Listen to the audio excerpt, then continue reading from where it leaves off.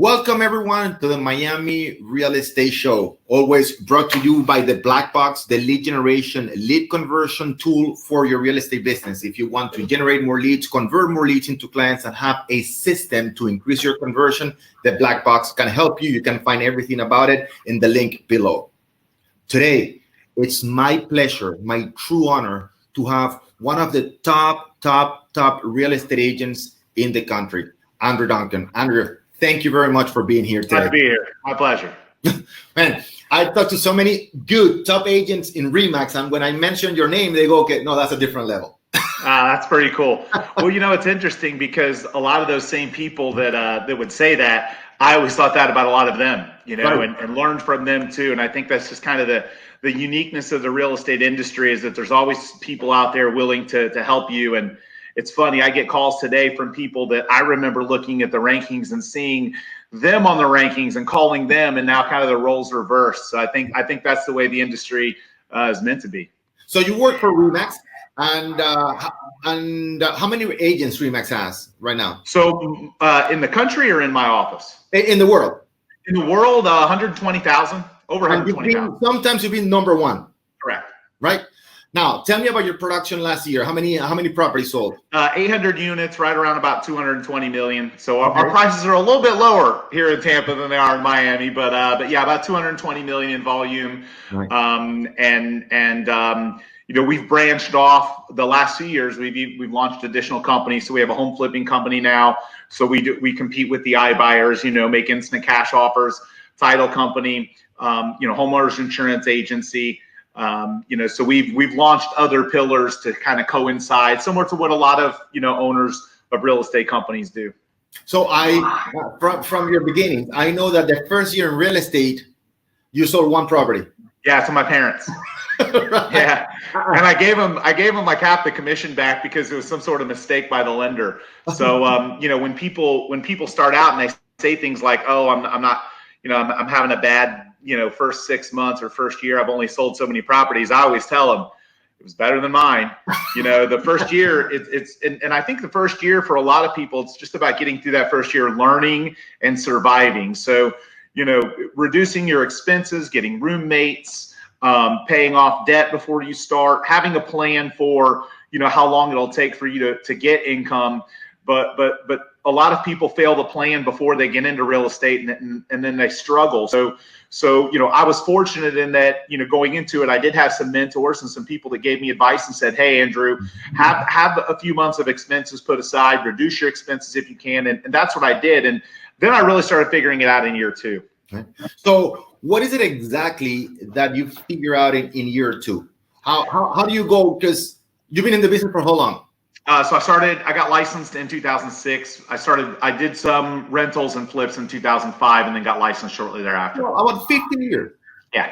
Right. But most agents after 15, 20, 25 years, they're experienced agents. They have maybe two or two assistants and one buyer's agent, but that's about it. Yeah. Right. So it's not the time you've been in real estate, it's what you've done. And that's what we're interested, right? How you got started. Okay, now you're over 800. And again, to me, volume in terms of GCI and sales means nothing. Because if you're in Alabama, right, it's a number of transactions. Correct. It's units that show how much of a bigger business you have. Exactly. So I call family served. Family served is, you know, I get admonished by, you know, people around me by calling it units, because then it depersonalizes it. You know, you're serving families. All right. Okay. So good. Year two, you said you started to figure it out. What is it exactly that you figure out in your second year? So the first year, I almost had a limiting belief that I was too young to be successful in real estate. I was mid-20s. So I was 25 when I got started, and everyone around me at the company I was at the time was much older than I was. So it was mostly, you know, people that were, you know, 10, 15, 20 years older than me. So I had this belief that, you know, that you had to be old and experienced and, you know, before you could have success. So I think that was the excuse that I held on to for a while. Okay. And so I started going to seminars. Probably about 6 months in, I realized that I needed more training than I was getting at the company I was with, which is a different company than I'm at now. Mm-hmm. And so I needed more. And so I started going to webinars like this.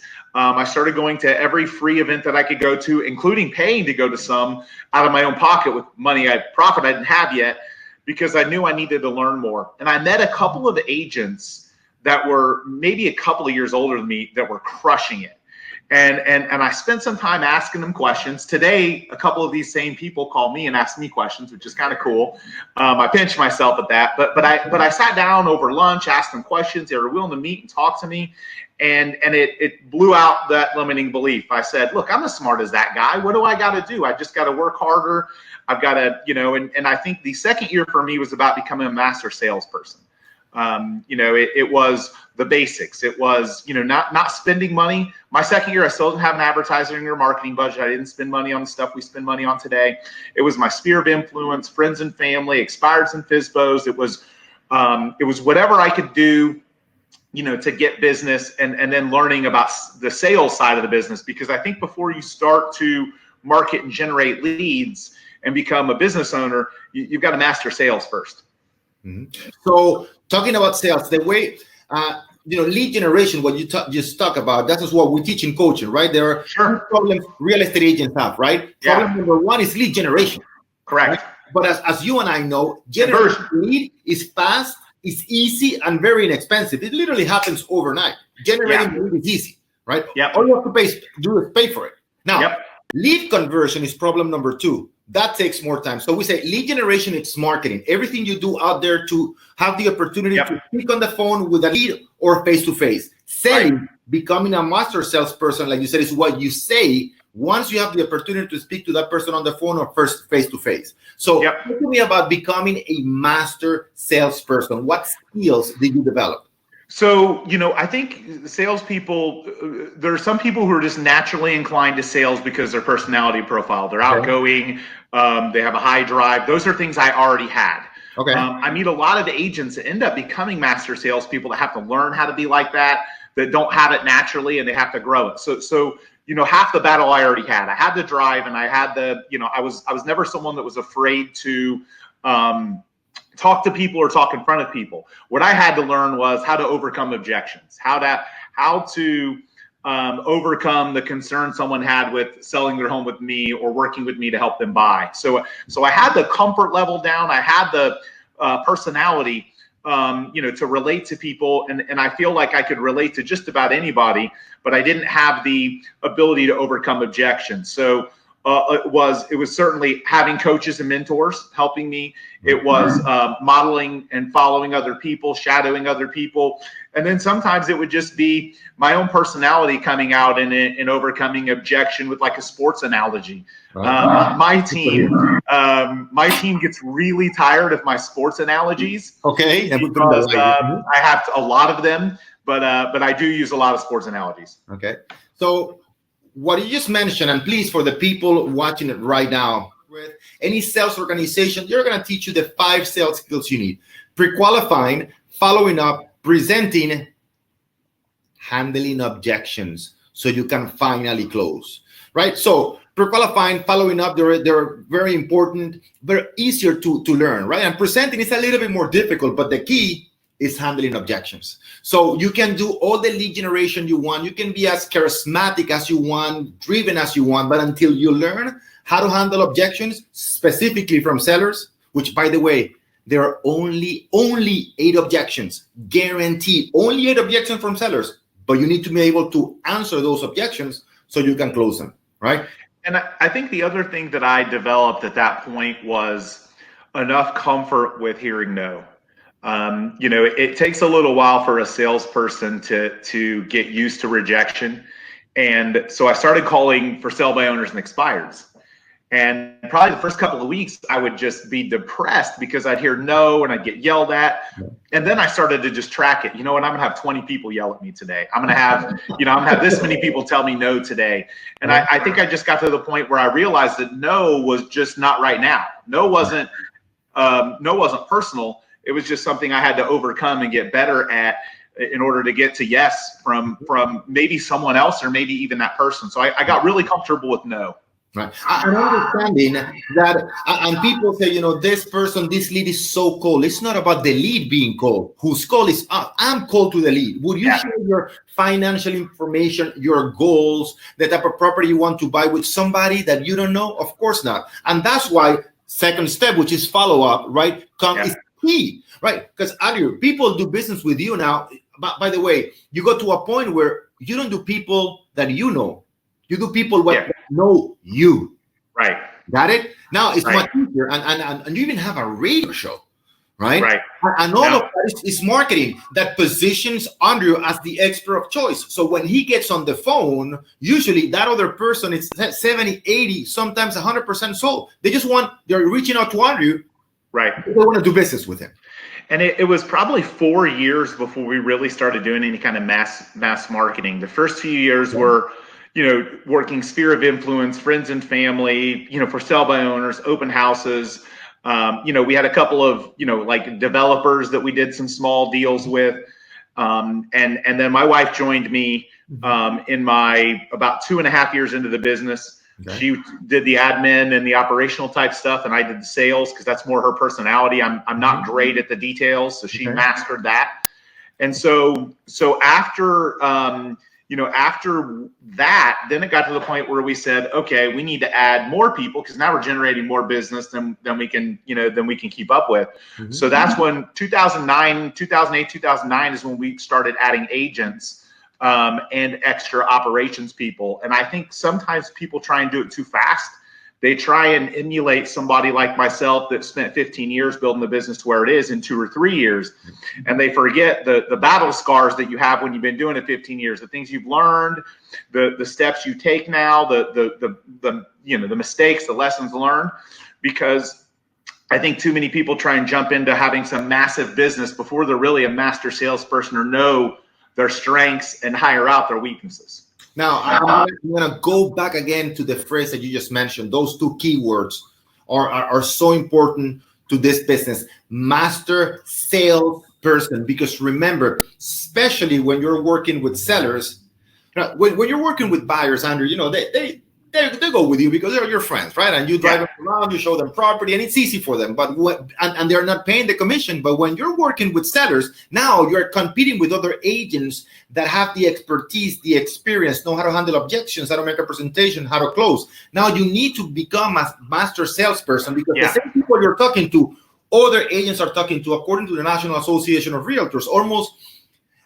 every buyer and seller talks to about 5 agents at a time. So it's not about you knowing somebody. They already know enough agents. Right. There's a lack of real estate agents in your community, right? No, there's plenty of them.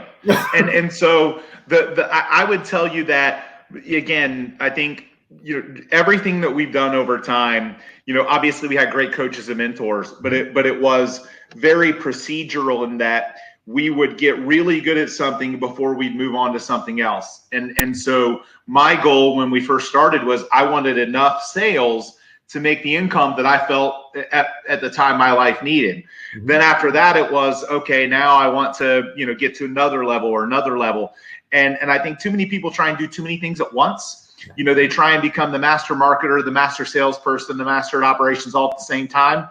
And I think that naturally you need to know everything about your business. I've done every job in our company. But at the same time, I know that I'm not the master. I'm not great at some of those jobs. I needed to know how to do them so I could teach someone else how to do it.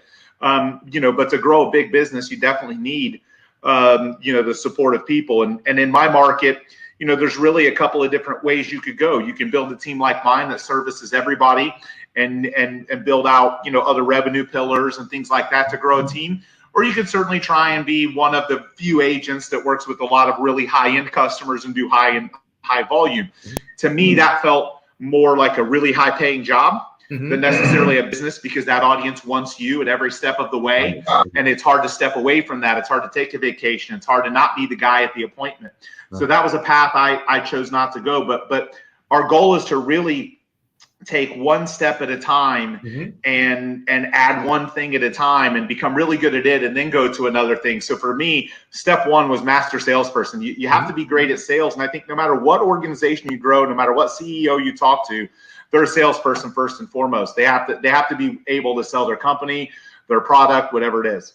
And again, one more time, being a master salesperson is not about being charismatic. It's not about being nice and good with people.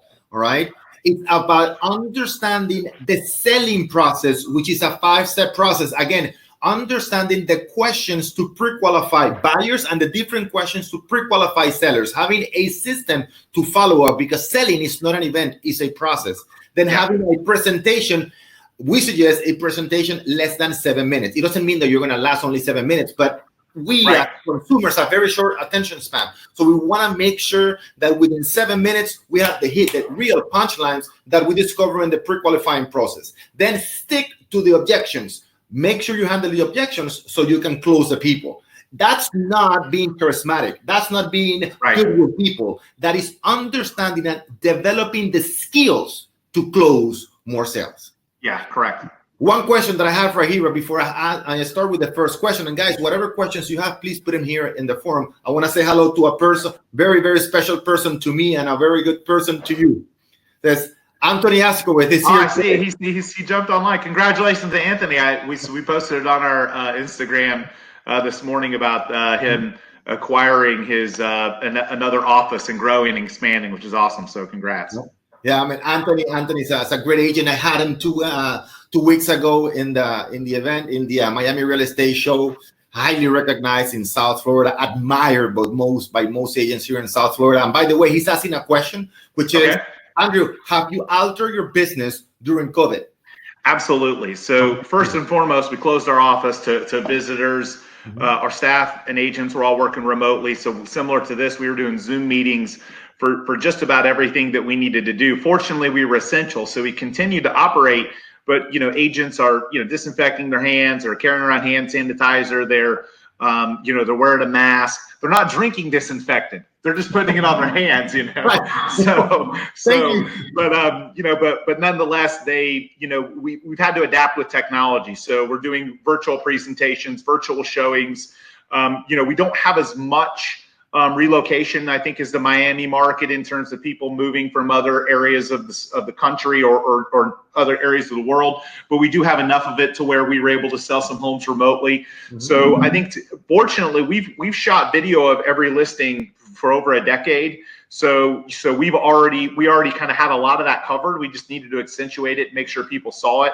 And I think the other side of it was adapting and helping people feel comfortable with a new way of doing things. So, we'd have customers request that they wanted to see a home and make sure that the seller wasn't there, or a seller that would say, hey, will you put, these things on your feet when you walk through the house? So there's new challenges that we just have to communicate to our customers. I think the other part of it is continuing to focus on positivity with our agents, our staff, and our customers. If people watch the national news, you might hear that real estate markets in other parts of the country are tanking. And that really wasn't happening here. So showing data to them, making them feel comfortable with the purchase, about what's happening with home values and home sales here, and just interpreting and looking at the data so that you can communicate that to both your team and your customers. And when you don't have your people in an office that you get to see on a regular basis, you have to do more things to keep your culture alive. So we were doing a lot more, like Zoom happy hours and Facebook Lives within a private group. So we're doing more things to stay connected to our people too. So, very, very important point. And I usually say during this special times that it's usually not an economical crisis. It's usually a skill crisis. Yeah. When markets are going up, there are a lot of people making money and a lot of people not making money as well, right? Yeah. And in the downturns, you see fortunes created, right? That was us. Most people don't have the skills, right? So again, please think about this. It's usually not an economical crisis. It's a skill crisis. So do you have the skills? Have you positioned yourself in a way, all right, to be able to take advantage of this opportunity? And here's an important thing, just kind of piggybacking on that I think is really valuable for people to understand. Our business grew 50 to 70% a year during the Great Recession. So we were a team that was growing dramatically during the downturn. So, the reality is that there will be plenty of people that will put their head down and give up. because they pay too much attention to the negativity, because maybe it got a little bit harder. And there will be a lot of agents that won't survive and that will get out of the business. So for the people that stay around, if you look at the number of transactions per agent historically that NAR releases, you'll see that no matter the market, those numbers don't differ that much, because when it's hot, more people get in, and when it's cold, more people get out. So if you can ride it out during periods of time, if you can have a plan and a little bit of money saved away and kind of ride through those ups and downs, you're going to make it in a big way, because like he said, it's the skill set that will keep you around. And so, just not buying into the negativity, focusing on everything positive that you can, still learning new skills, reading a book, using downtime to improve yourself and improve your skill set for your customers, because, I'm a perfect testament to what can happen through a down market. We started our growth as a team right when short sales and foreclosures started hitting. So, so it can definitely still grow through down markets, because other people will buy into the idea that they can't succeed anymore because of whatever's going on. They'll have that as their excuse. Exactly. So very, very important. Again, it's about the skills. And Andres asked a question here, going back to developing a team, which is, Andres asked, in order to get to the next level, do you need to start structuring a team? And so for me, for my personality, yes. Okay. Leading a team isn't the right solution for every person. There are plenty of people out there that don't want the liability of having employees and staff, that don't want the money, not the financial rewards, but the financial risk. They don't want those things, or maybe they're not great at working with other people and they kind of just want to do their own thing. So what I would tell you is that there are plenty of ways to be successful in real estate. First and foremost, you have to master sales. You have to be a master salesperson. From there, you've got a bunch of different paths you can go. You can say, I want to work in a certain development or in my neighborhood, or I want to work with high-end customers, or I want to work with first-time home buyers. I think that, whether or not you're the right situation to grow a team depends a lot on you, personally, what your skills are and what you're good at. And I think then again, what your ambitions or goals are, because I've seen plenty of people, friends of mine, that have all the awards, have a great big team, and they lose money every month because they don't run a really good business, because they built this whole thing around, I want a bunch of awards and trophies to share with my friends. So, I think, again, you kind of really have to pick and choose what your goals are, but also understand that, when you see someone like us that's successful running a team, there are others out there that may have really big numbers that you think are successful. Some of them I've known and spoken to and looked at their P&L statements, and I'm amazed at the money they don't make. So it's not always, the team isn't always the right path for everyone.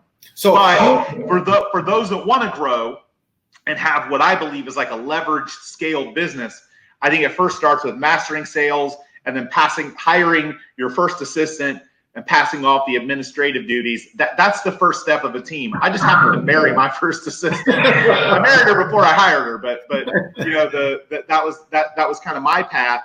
So you can either marry well or you can hire your first assistant. So here's my take on that, Andres. You mentioned, in order to go to the next level, do I need to start structuring a team? So the question is, what's the next level for you and everybody else on the line, right? So I'll give you the numbers nationwide, and we've experienced, after coaching thousands of agents, right, over 8,500 now. So we've seen that up to, and regardless of the amount of money, because if you're in Miami, you have a higher price point than you have in Alabama, right? And if you're in California or New York, even more. So it's not about money, it's about number of transactions. So usually you get to a ceiling of complexity once you hit between 10 to 12 transactions by yourself. It's very difficult to constantly close more than 10 to 12 transactions by yourself. The day becomes way too complex. So in order to go to the next level, if you're already maxing out at 10, 12, usually you need to break that ceiling of complexity and simplify your day. And the way you simplify your day is by hiring more people, starting with a virtual part-time assistant, then full-time virtual assistant, then a physical assistant in your office, and then you grow the team. right? But yeah, and I'm a big believer in virtual. We have multiple virtual team members. Man, we really didn't see those in 2006 and 2007. No, it wasn't real. The technology wasn't there to support it. But there's so many incredible opportunities with virtual team members that can help scale you for what is, for what is a nominal charge compared to sometimes what you might pay for that person here. Right. So very, very important. Again, and we also use, and we have a fairly large team right here in our offices, but we also use a lot of virtual assistants, right? Yeah. So important. Again, if you want to go above 10 to 12 transactions a year, definitely it's going to be very difficult, very time consuming to do it by yourself. You need to start with people. Carlos asked a question that I don't understand is how many PPs in your people? I think he means people. Okay. Double P is like it's an acronym. I'm going to guess that Carlos might be younger than we are. Orlando, because I see my daughter using that too. So, people. So we ended 2019 with like 47, 48 people, and we're slightly above 50 this year. So, and that's about 35 selling agents and about a dozen to 14 staff members that are employees that do different tasks. Right. Very, very good. So about 48, Carlos. That's what 45 to 50 in total. Yeah, total, but about 30, like 33, 34 agents. So that for us, it's about 24 transactions per licensed agent, which is, pretty high for for a lot of brokerages out there. And for us, it works well for our model, but it certainly didn't get there overnight. It was, first it was an assistant, then an agent. Then we went from 4 to 6 to 12 to 18 to 20. So, to do the business that we do, it does take, for our business model, it takes a lot of people. Right. So Leanne asked, what's the best use for a virtual assistant? I'll give my take after you give yours. So my take is, in terms of your skill set, number one, hire somebody that can do the things that you're not great at. Generally, that's going to be, if you're a master salesperson, generally it's going to be, operational, administrative type things, filling out paperwork, putting package files together, updating lenders, entering listings, things that they can do really kind of any time of day. However, I have some friends that have hired VAs almost to help complement their sales side of their business because maybe it's something they're weak at. Maybe they're really good operationally and administratively, but they don't like picking up the phone to make those touch calls. So it really can be anything. And there are plenty of them that speak great English, that can call your customers or Spanish, whatever language you need them to speak, and can call your customers and almost be that complement to your sales side. So what I would say is look within and determine what your strengths and weaknesses are and hire to that. Yeah. So the way we do it, and again, it's very similar to what Andrew's referring to. It's we ask our agents to do a list, right? Every agent that we coach is ask a list of every single activity you perform during a week, right? And after that, then you're going to identify what is it, number one, that you can completely eliminate. Listen, we don't need to do this anymore. If we can eliminate it, can I automate it through systems, CRM, software, whatever? If you can't eliminate it or automate it, then you need to delegate it. And then that's where you get started. Okay, this I need to delegate. Let me look for a virtual assistant that has those qualities that are taken away from my valuable time so I can delegate to that person. Yeah, and I think that the other thing that you have to do is really kind of watch and follow and model them. A lot of people that hire their first virtual assistant that never employed anyone before, they just say, oh, here's what you do, here's your instructions. The first several times they do something, you've got to double check it, critique it, nitpick it. You can't just expect them to figure it out. You can't just say, here's your tasks, go do your stuff. You got to inspect it and double check it, because essentially it's the first person that you're hiring in your company. And as you grow a business, one of the things that we have to do the most is just making sure people are doing what they're supposed to be doing. And I think you have to set that example with your first hire. And one last thing before we jump into the next subject is with virtual assistants, the beautiful thing about that is you have all the flexibility. You can hire the top real estate assistants, all right, within the United States of America. You want cheaper? You can go to South America or Europe. You want 5 hours? 5 hours. You want 10 hours, 20 hours, whatever you want, and you can specify the right people. My suggestion is go to upwork.com. Upwork.com, and type real estate assistant. There are people around the country that even know how to do the research on the M&A and do the CMAs for you. Yeah, and I think again, what I've done through the years with my business is, I've delegated many of the daily tasks in the business. I've done them all and mastered them, but then maybe I didn't enjoy them anymore, or I found someone that was better at something than I did. And I think that's the as you grow, you have to figure out what you're good at and what you enjoy, and then, hire and delegate those things. Because even if you're really good at it, like I was really good, I would get, 90+% of the listing appointments I would go on. And this was before we were on billboards and TV and radio. If I went to a listing appointment, I was going home with the listing. I mean, I would say things like, they would say, hey, we want to think about it. I'd say, okay, cool. And I'd go out to my car, I'd grab a pillow, I'd come back in and say, I'll be on the couch tonight. Just let me know when you're done thinking about it. I mean, I was getting the listing. So but the point of doing it for so long, I got to the point where I just didn't enjoy it anymore. And I knew I needed to hire other people to continue to grow the company, to do those things that I was burned out on and I didn't enjoy anymore. So I would say, look at the things that not only are you not good at, but also that you don't enjoy, and establish a plan for how to hire yourself out of those things.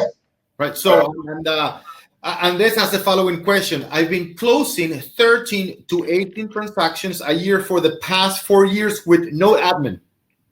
Ideally, at this point, I should first delegate all admin work to an assistant, right? So I think that's pretty much what we were talking about. Yeah, I think so. That's actually, so I would say I was probably at the 13 to 18 in year 2, and probably a little bit in year 3, and then year 4 is when I started to grow. The thing that I would tell you is, your first 2 hires, the first one should be an admin. Your second hire should be a coach. Point blank period.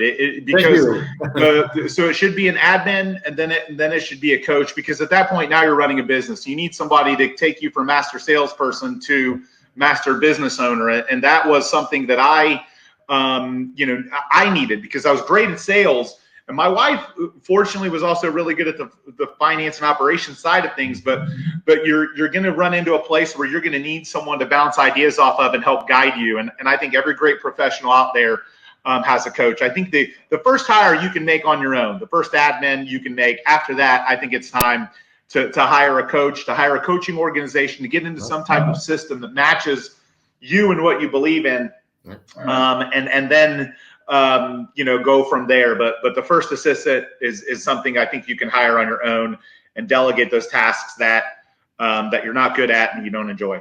Yeah, two things, especially with the coach, and of course I'm biased, I'm the real estate coach, right? But even as a real estate coach, and I'm dead serious, I have 2 main coaches, my business coach, and my business coach, that's Dan Sullivan, Dan Sullivan. He's the #1 coach worldwide for entrepreneurs making over $1 million a year, Dan Sullivan. And that's my coach. And I learned from, it's much easier for me to ask somebody who's been already through the path that I want to navigate, to ask them how to do it, instead of asking myself, how do I figure this out? It's just much easier and way cheaper. That is not cheap, but it's way cheaper.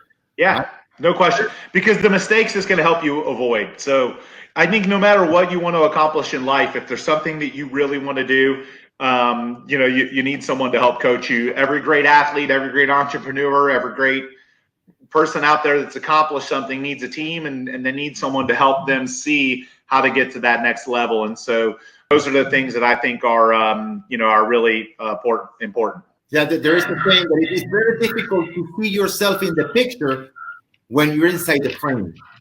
Yeah. Right? So it's so now, what advice, Andrew? Okay, so we talk about brand new agent, right? Then you hire your first assistant. Then you hire your first coach. Now it is time for you to grow your business. Now we gave advice to the newer agents. We're giving advice to the experienced agent. Now, one thing is to have a large team, and a completely different thing is to know how to manage successfully a large team. All right. So what's your take on how do you manage? What advice would you give an experienced agent, already a top agent that has 5, 6, 7, 10, 15 people in their team, right? What has been your key to success managing such a large team? First, getting out of production, because when you're in the trenches and in production, and it's something that I think you never give up. I mean, we'll do 800 transactions this year. We'll personally sell, like, of our own inventory, homes that we flip, probably 50 homes. So I'm still involved in negotiating with agents, pricing homes. And if you don't have your own personal production, your own flipping business, then I would tell you to occasionally do a transaction here and there, friends, family, just to kind of stay in it a little bit.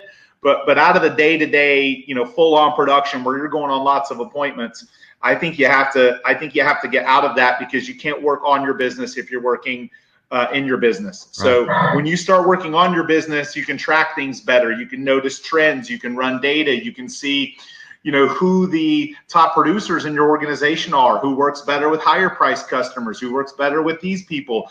You can make decisions you can spend time doing things and making decisions based on data. So tracking everything and then making decisions based on that tracking, because you have the time to do it when you're not out going on appointments all day long. Now, talk to me about the key to the selling engine, right? The key to the selling engine, it's marketing. It's all about marketing. And I said, the Miami the ultimate real estate agent, and you can see right here, Anthony is in the book, right? Yeah. And all of those agents agree, we're not in the business of real estate. We're in the business of marketing. It's generating business.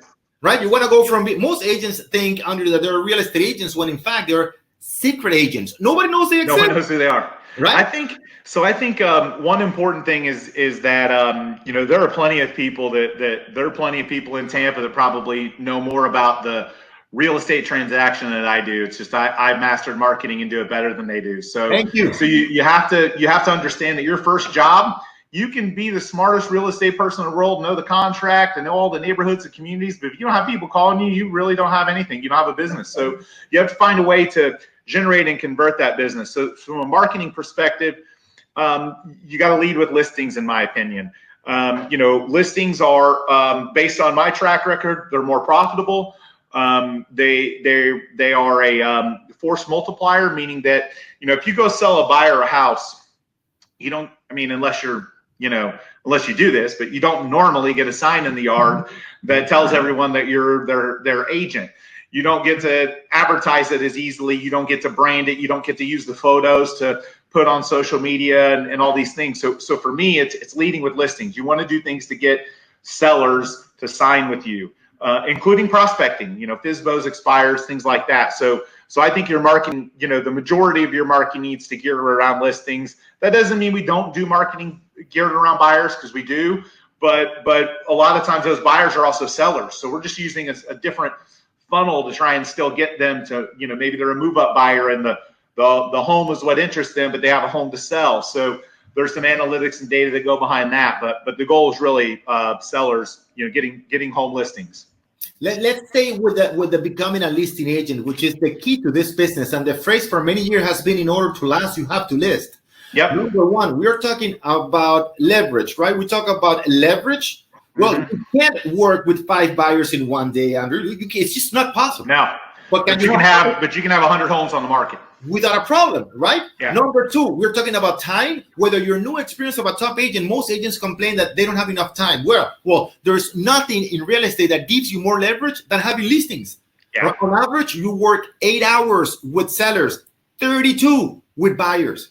Yeah. So the leverage is humongous. Number four, it gives you control. You work with buyers, you can't control buyers, right? Yeah.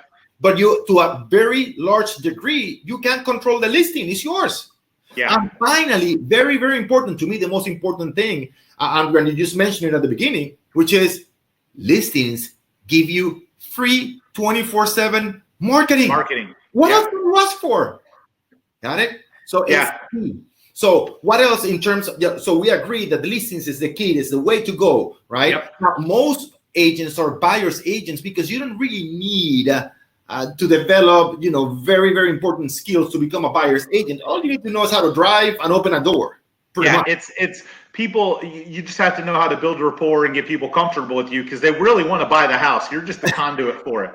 Whereas a seller, you're telling them, you're charging them money. They're going to pay your organization. They have high expectations and demands for you to perform and produce. So, the listings are definitely more, there's more leverage, there's more scale, there's more profit, but they are harder.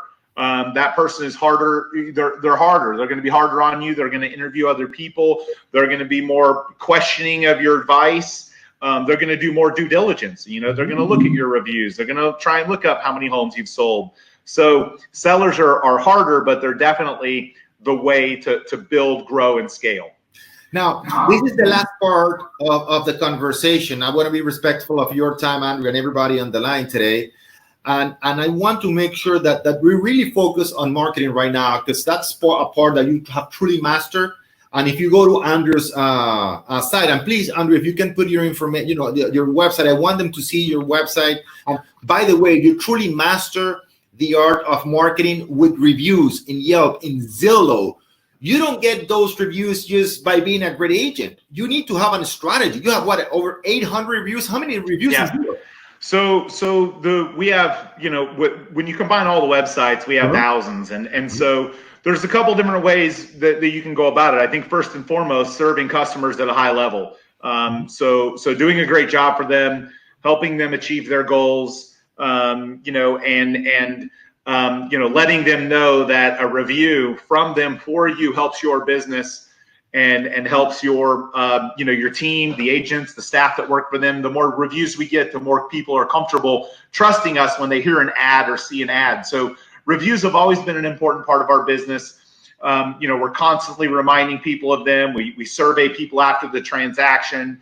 We have little contests internally between our agents and staff about who can get the most reviews during a certain period of time. So we keep it top of mind with everybody in the organization. So we want them all to know, not just our customers and our community, but our agents and our staff. They understand the importance of those, for our business. And I mean, we'll do little contests like, hey, whoever gets the most reviews this week, gets a bonus, or gets to go to lunch with me, for example, or little things like that we do to kind of to keep it top of mind for them.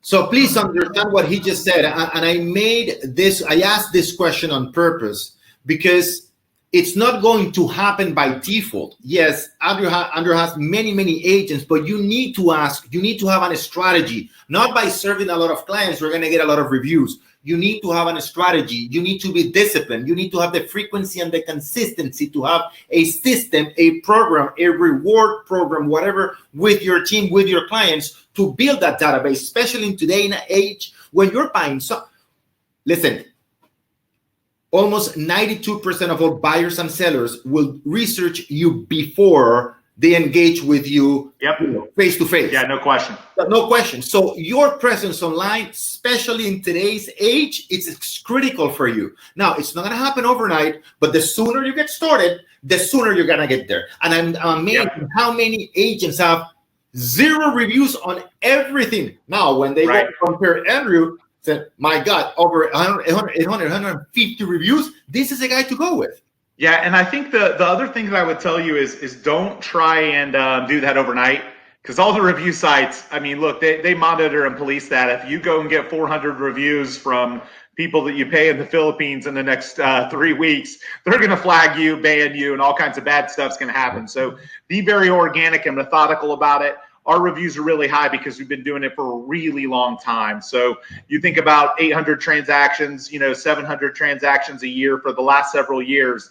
And, you add that up, and when you see 800 reviews, it's believable. Right. If you go on to Zillow, for example, and I see this in my market all the time, and I just laugh at it. I'll see someone that's got 383 reviews, and they sold 9 homes last year. It's like, that's not believable. Consumers are going to see that, and they're going to see right through it. So don't try and trick the consumer by getting too many reviews that aren't believable, but definitely get those user experiences and provide good service. And as you grow, focus on it more and more and more. But you don't want those review counts to look unrealistic based on, the amount of business that you do, because people look at that too. We hear that all the time from customers, well, I was going to go with this guy, but he had almost as many reviews as you guys, and I saw he sold 9 homes last year, so we decided to call you guys. And don't underestimate 15, 20 reviews. That's okay, especially in the real estate world, where your competition most likely have 0 reviews. Exactly. So just make sure you establish a program that you have you have a very specific structure where you're going to ask for those reviews. Right? Correct. It's good. And any final words before we say goodbye to you? I really, really appreciate your time today. So please. I think, we talked about just kind of doing one thing at a time. So the question from Andres was what kind of marketing strategies to use to stay up on top of mind with their sphere of influence. What I do today is probably different than I would do based on Andres's production, because he told us that earlier. For him, I would tell him, movie nights,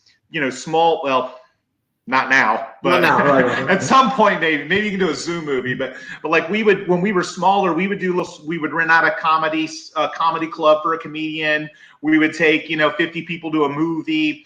We would do little things like that to keep them happy with this and keep us top of mind and give them experiences. Because I think experiences are more valuable than items. I think people remember them better. So I'm a believer in giving them experiences. Now, we have a relationship with the Tampa Bay Lightning, so we'll have a night where we'll send several hundred people to a game.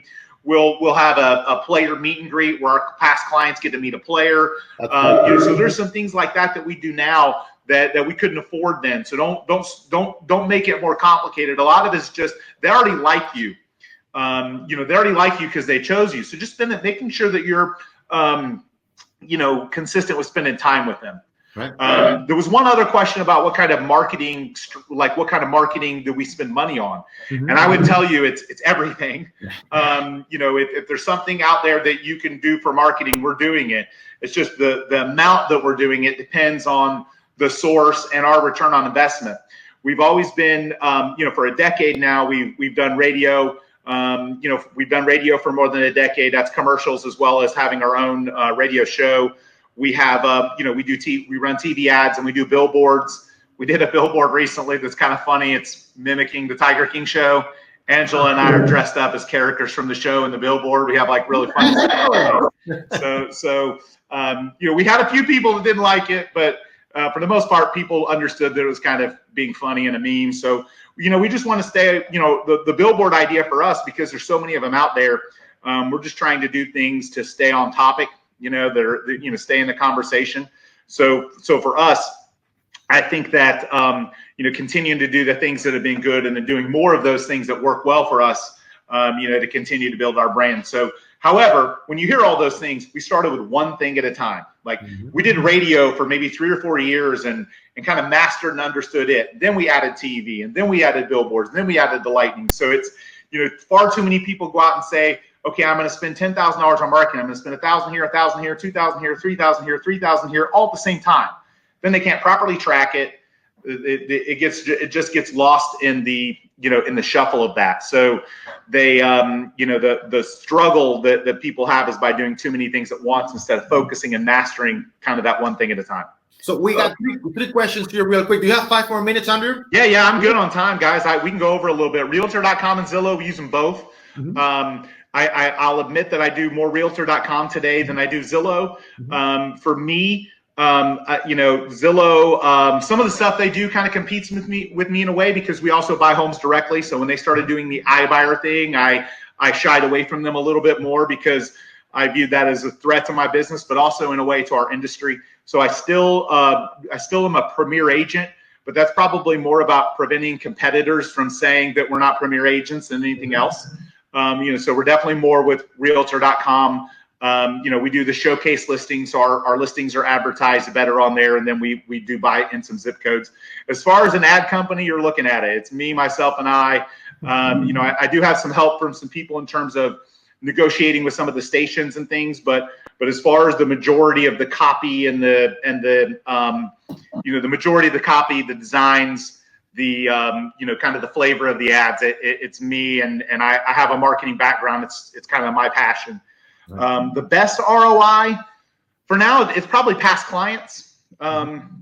because, we have so many of them, and it really isn't that expensive to stay in front of them because they already like you and trust you. Mm-hmm. So, as far as secondarily though, I would say the best ROI for us would be radio. And again, it's the best ROI for me is the station I've been on for 10 years. So part of the reason it's my best ROI is because I've been on the station running ads for 10 years. Right. If you asked me that 10 years ago, that may not be the answer. So it goes back to that consistency thing. If you're going to commit to doing something with marketing, you got to give it enough time to work. Far too many real estate agents go to a real estate conference. They come home. They got like a bunch of ideas. They come home and they're going to do this marketing idea. And then they do it for 2 months. It doesn't make money and they quit. So anything we do from a marketing standpoint now, it's 6 months before I really care about the return and I'm tracking it. And realistically, probably a year. So far too many people hit it and quit it too fast with any kind of marketing and advertising. They don't give it a chance to work because those impressions pile up on each other. So it's no secret that my longest standing radio station is my best ROI because the people that listen to it on a regular basis listen to it every single day, every single week. So the truth is that if you're going to go and do something like that can be a great ROI, it takes a long time before it to start working. And when it does work, it's amazing, but you got to grind through and grin and bear it. You also have to have a good call to action. You got to have a reason for people to call you. You've got to do something that's different. That is catchy and that makes it memorable and that gives them a reason, some sort of specific advantage that you provide that someone else doesn't provide. So very important. But by the way, when is the radio show? Sundays at 10. If you follow me on my socials, usually Facebook and Twitter, we almost always tweet the link where you can listen to the podcast or watch it online. But it's on a station in Tampa. 970 WFLA, which has got a couple of other FM stations too, but we're on that every Sunday morning at 10.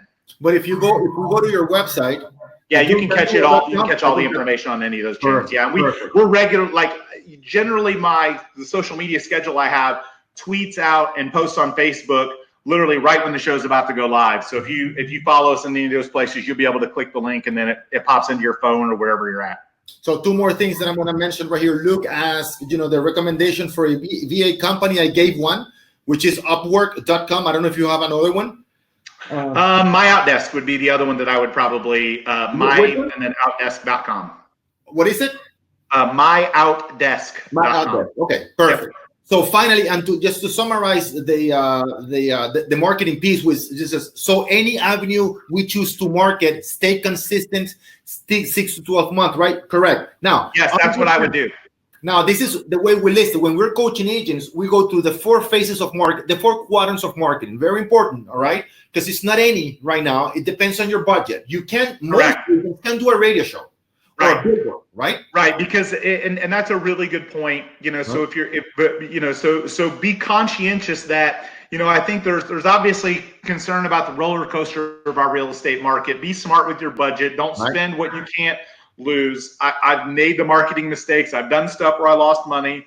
But if you are going to take the risk, spend your time doing the research. Have a coach vet it for you. Have them look at it because likely they've had other clients be successful or not successful at it, so they can give you some tips about how to do it. But yeah, if you are going to take the time and finally pull the plug and say, yes, I'm going to do this, in my opinion, you need to do it for 6 months or you're not going to be successful at it because that's how long it's going to take for it to start showing return. And that's when we're coaching the agents, as you mentioned, and you have somebody to guide you. When we're coaching the agents, we go to the 4 quadrants, right? Number 1, it's email marketing. It's by far, all right, the cheapest one. Yep. And in our experience, after coaching over 8,500 agents, it's the best return.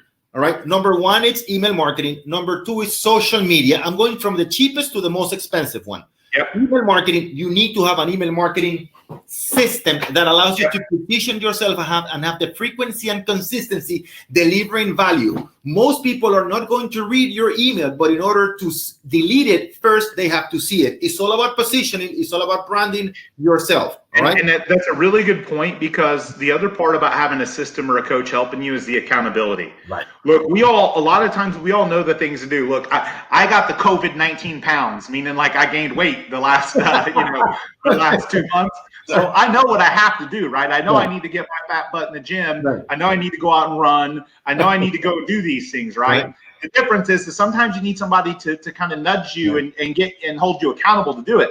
So it isn't necessarily about knowing what to do. It's making sure someone holds you accountable to actually doing what you likely know you already need to do, but it's making sure you do it consistently and stay on the schedule. Yeah, and that's an amazing point, because first we need to know what to do. Some of us know what to do, but sometimes the advice for one agent, right, for a top agent is a completely different advice or course of action from a new agent, from an experienced agent, from an agent that specializes on foreclosures or international clients. So you can't just say, well, if Andrew's doing this, I'm going to do it. Wait a minute. Maybe Andrew's market is completely different from mine. His budget, completely different from mine. His experience, knowledge is completely different from mine. So going back to the 4 quadrants, email marketing first, cheapest one. Then the second cheapest one is social media. You're going to get, if you're doing social media marketing, you must be getting leads every single day. It happens within 24 hours. If not, the person doing it for you, or if you're doing it wrong. Number 3, it's online marketing, Google ads, retargeting. That's number 3. And finally, offline marketing, which is postcards, magazines, newspapers, the mass media stuff. And that's what I'm not saying all of them work. All of them. I'm going from the cheapest one to the most expensive one. All right. And it has to be in that order. We don't want to do offline marketing before we have an email. You can't start. It's like trying to fish with a big fish net before you learn how to cast a pole. Exactly. You got to start small, and then, like I told you guys, I didn't start mass media marketing until I was the 4th year in the business. So, you got to master all those other things. And back then, you didn't have social media the same way. It was a little bit different, but nonetheless, he's right. You master those basic things. And then grow up from there. And I think the other part about the marketing conversation that I think where you talk about a coach, it is the experience that they have at seeing other people being successful at that.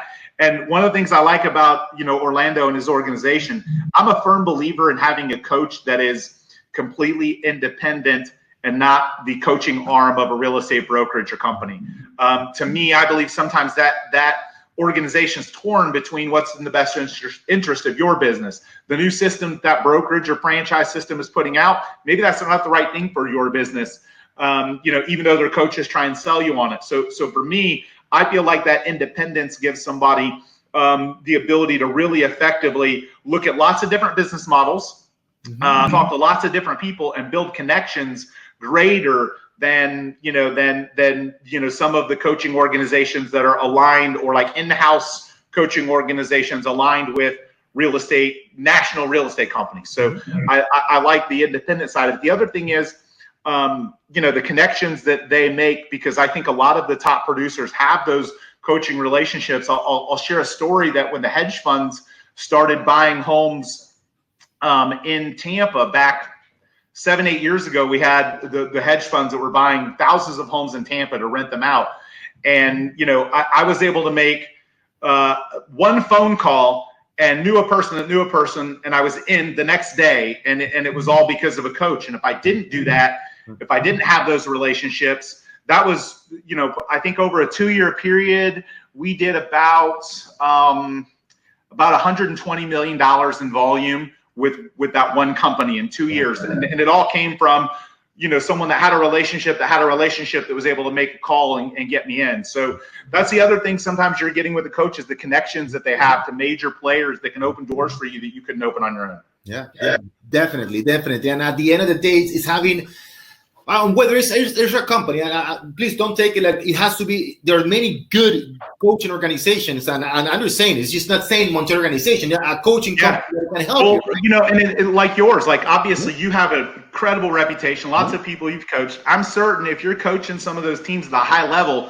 and some major company comes in, you probably know someone in your Rolodex that is doing business with that company in another part of the country, that you might be able to make an introduction for. That couldn't happen otherwise. So that's the other thing that you get with a great coach. And I think, like you said, there are lots of great organizations out there. You have to pick one that's the right one for you. Right. But you're also getting those connections that you have because the people that you're in relationship with are all mega achievers. And at the end of the day, the most important thing from my end, and I know, and Anthony's saying, Andrew, thank you for your time today. Very, very informative. You know, My pleasure. And you have a lot of people saying, Lourdes, great, thank you very much. At the end of the day, guys, the most important thing is not to get tips from Andrew or from me. At the end of the day, is to have a plan for you guys. And everybody's different. Everybody has different experience, different knowledge, different markets, all right?